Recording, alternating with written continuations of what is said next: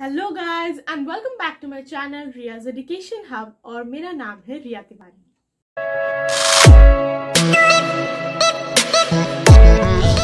तो आज हम पढ़ेंगे लिटरेचर का second poem the cold within which is written by James Patrick Kinney. ठीक है, अब ये मैंने पहला पोएम करवा दिया है हार्ट ऑफ द ट्री, जो कि मेरे चैनल पे दिया हुआ है, मैं लिंक भी डिस्क्रिप्शन में दे दूंगी। इसके बाद हमारा जो सेकंड पोएम आता है जो according to ICSE syllabus is the cold with in.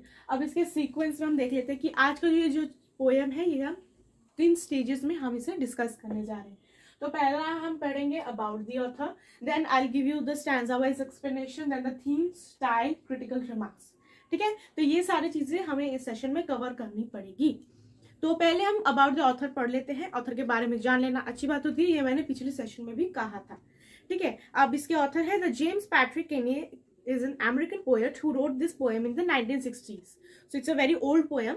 Although it was first rejected as being too controversial, it gained popularity rapidly after it had been read out at a council meeting of all religions. तो पहले इसे reject कर दिया गया था because ये बहुत ही controversial है, क्योंकि ये डिफरेंट कास्ट रिलीजन्स को थोड़ा सा प्रोटेस्ट करता है, इसीलिए इसे रिजेक्ट कर दिया गया था। लेकिन जब एक मीटिंग में पढ़ा गया तो उसके बाद ये एक्सेप्ट होने लगा। The poem describes, it's a very important paragraph, please mark it important. The poem describes the tragic death of a group of 6 who stand around a fire, each holding on grimly to a log of wood. Although allowing their selfishness, prejudice, malice, and suspicions to dictate their actions, they refuse to share the log to fuel the dying fire and keep each other warm. Eventually, the fire dies out, and in the morning, all 6 of them are frozen to death, each clutching, even in death, each clutching means मरने के बाद भी उन्होंने वो जो log of would था वो उन्हें पकड़ा हुआ था। ये हम पोएम में पढ़ेंगे तब समझ में आएगा कि हम किस बारे में मैं बात कर रही हूँ। A log that could have so easily saved their lives even if only they had overcome the petty barriers of class, race and religion that divided them. It could save their life because it was the only way to save their life. ठीक है, अगर वो अपने जो superstitious beliefs है, race है, cast है, religion है, अगर इसको हटा कर उसने वो दे दिया होता तो इन सारे के जान बच जाती। The poem is a simple yet powerful reminder that we selfishly hold on to world's resources and the wealth that it has to offer. If we persist in discriminating on grounds of race, religion, caste, gender and ethnicity, we are all lost. ठीक है, nature हमें सब कुछ provide करती है without discriminating anyone. सो अगर हम इसे डिस्क्रिमिनेट करते हैं, अगर हम उसे ऐसे डिवाइड करते हैं तो then we are all lost, completely lost. ठीक है, अब मैंने अबाउट द ऑथर के बारे में मैंने पढ़ा दिया, ये हो गया कंप्लीट। अब हम चलते हैं स्टैंजा वाइज एक्सप्लेनेशन में, साथ ही साथ जो कुछ वर्ड मीनिंग्स होंगे वो भी मैं बताती जाऊंगी। So let's start the poem. So 6 humans trapped by happenstance. Happenstance का मतलब होता है something by chance. In bleak and bitter cold, each one possessed a stick of wood, or so the story is told. तो यहाँ पे 6 आदमियों के बारे में बताया गया है जो कि in bleak and bitter cold, it's very cold, जैसे कड़कड़ाती हुई ठंड जो होती है, जो शिमला मसूरी में इस टाइम दिसंबर जनवरी में पड़ती है, दिल्ली में पड़ती है, उसे ब्लीक इन बिटर कोल्ड बोलते हैं। ठीक है, each one possessed a stick of wood, हर एक के हाथ में एक लॉग ऑफ वुड या फिर एक स्टिक ऑफ वुड है, और सो द स्टोरी सोल्ड। सो ये है पूरे पोएम का बैकग्राउंड। ठीक है, अब हम आते हैं स्टैंजा 2 में। ये बैकग्राउंड हो गया। अगर बोलता है कि बैकग्राउंड कैसे बताया गया है तो आपको ये जो स्टैंजा है ये आपको बोलना पड़ेगा इसे एक्सप्लेन करके। Then stanza 2, they are dying fire in needs of logs, but the first one held hers back, for of the faces round the fire she noticed one was black. यहाँ पर पहले एक लेडी के बारे में बताया गया है जो कि डाइंग फायर मीन्स जो आग है वो बुझने वाली होती है, लेकिन उसको एक लॉग की जरूरत है, मतलब एक लकड़ी की जरूरत है जिससे कि वो फिर से जलने लगे। लेकिन वो औरत नहीं देती है, क्योंकि जब वो देखती है अपने आसपास की जो लोग हैं, जो बाकी 5 लोग हैं, उनमें से एक जो है वो एक ब्लैक मैन है, एक काला आदमी है, जो रेड इंडियंस के टाइम में जो होते थे उस टाइम की ये बात बोली जा रही है। इसलिए वो एक सुपरस्टिशियस बिलीफ होता है कि काले आदमी को या फिर काली औरत, ऐसे होता है बहुत सारे मन में, बहुत सारे आदमियों के आज भी प्रिवेलेंट है। आज भी लड़कियों को या काली होने से बोला जाता है या फिर लड़कों को भी काले होने से बोला जाता है। ठीक है, तो ये इसीलिए वो लकड़ी नहीं देती है, क्योंकि जब वो देखती है कि उसके आसपास में एक आदमी जो कि ब्लैक है। ठीक है, ये हो गया second stanza.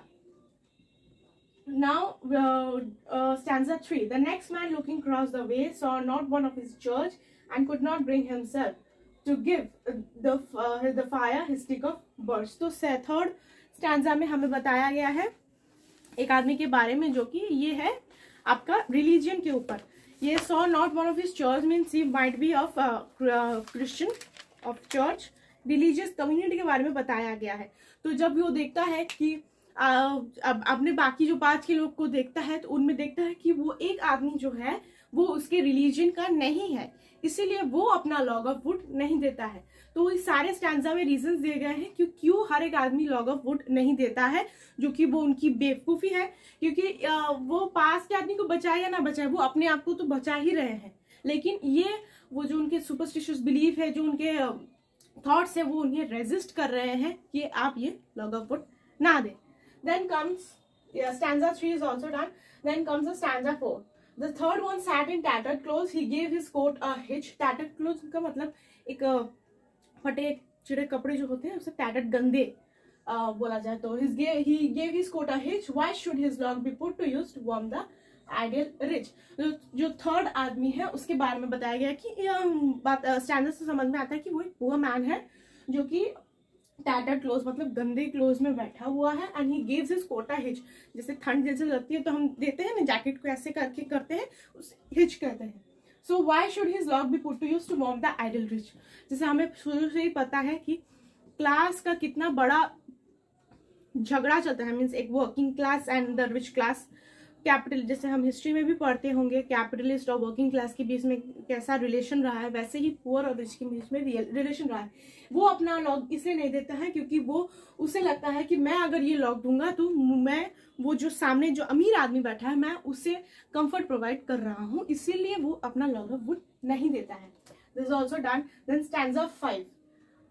The rich man just sat back and thought of the well he had in store. Now the rich man की बात की जा रही है, इससे पहले poor man की बात की गई थी, अब ये rich man की बात की जा रही है. The rich man sat back and thought of the well he had in store and how to keep what he had earned from the lazy, shiftless poor.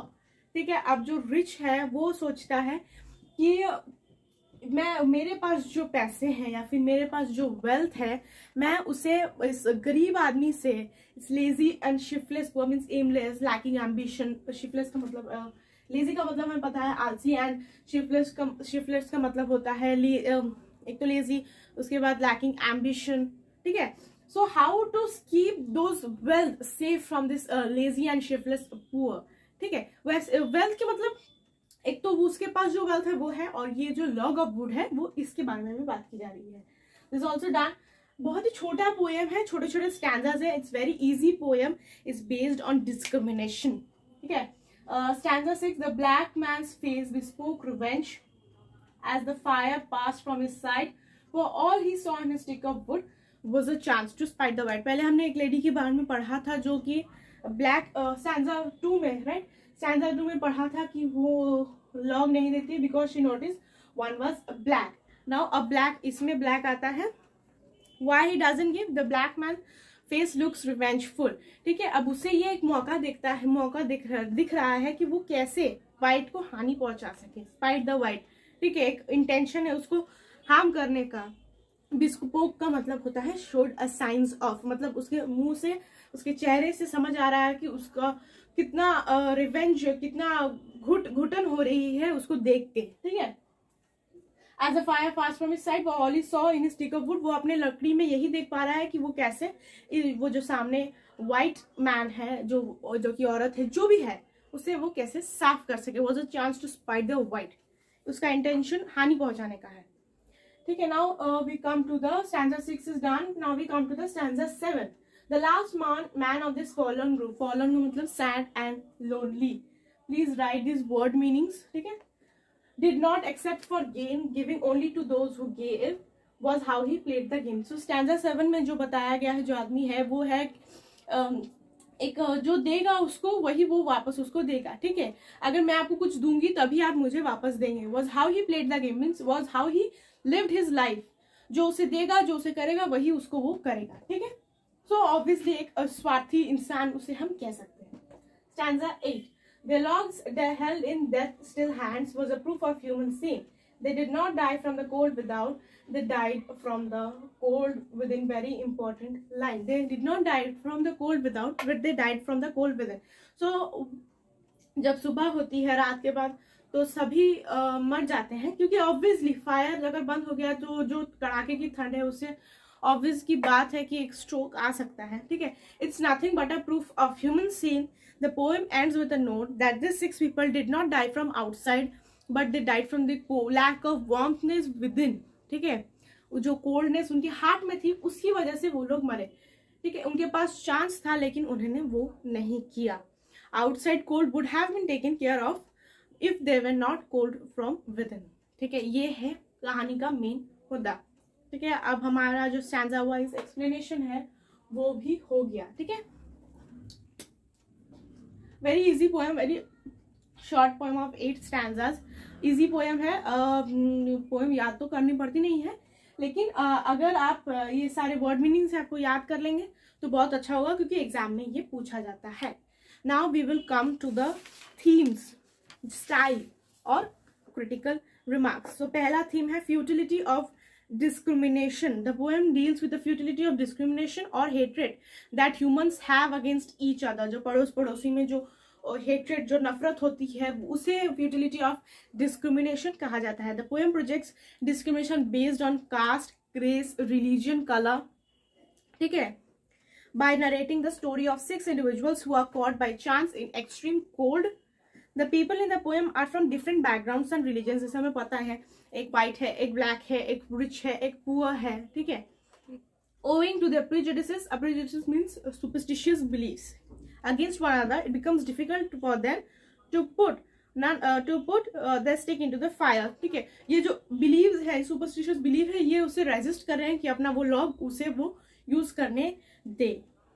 Discrimination, racism and bigotry proves futile as none of the 6 people stay alive by the end. Each perishes not because of the cold outside but the cold-heartedness within each. Okay? Now, lack of warmth in human relations. The 6 people in the poem can be seen as the representatives of the whole human race.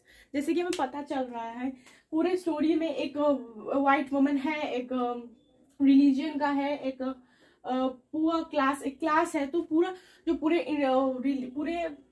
Country को ये show कर रहे हैं. ठीक है, बहुत पूरे background से आ रहे हैं, हर तरह के बैकग्राउंड से आ रहे हैं. It is said that this people are overtaken by the feelings of revenge, spite and anger to such an extent that eventually this prejudices or the superstitions lead to their death. The 6 humans are devoid of humanity and even when they are going through the same situation they cannot cooperate. ये सारे के सारे जो 6 आदमी हैं ये same situation से ही जा रहे हैं, लेकिन फिर भी ये कोऑपरेट नहीं कर पा रहे हैं. Warmth and compassion for each other is not seen in them. Each one of them has a log that can be put to use not only for others but also to save their life for themselves. But the cold-heartedness from within each of them does not allow this thing to happen. जो कि हमें their dying fire in needs of logs के line से हमें पता चल रहा है. Literally, it refers to the fire that is dying and needs to be kept alive with the use of a log. Metaphorically, it can be understood as a fire of compassion in the hearts that is dying. Compassion जो है, जो fire compassion है, वो उनके अंदर मर जा रही है. To keep it burning, what they need is a log of wood, but they do not use. Thus, by the end, each one of them dies from the cold within. Outside cold could have been taken care of only if they were not cold from within. बाहर की जो ठंड है उसे overcome की जा सकती थी अगर वो अंदर से कोल्ड नहीं थे. ठीक है, now we comes to the style.